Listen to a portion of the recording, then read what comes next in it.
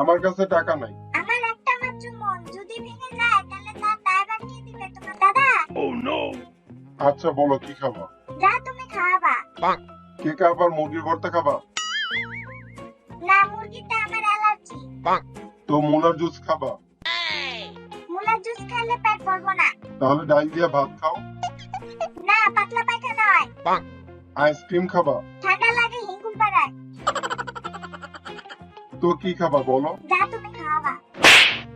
আচ্ছা বেগুনের স্যুপ খাবা? আমি কি অসুস্থ? তাহলে ফুচকা? ফুচকা পচা ময়দা দিয়া বানায়। তাহলে ডাবের পানি? ফকিন্নির পোলা, তোর তো ডাবের পানি খাওয়ানোরই সামর্থ্য আছে। তো কি খাবি আমার মাথা?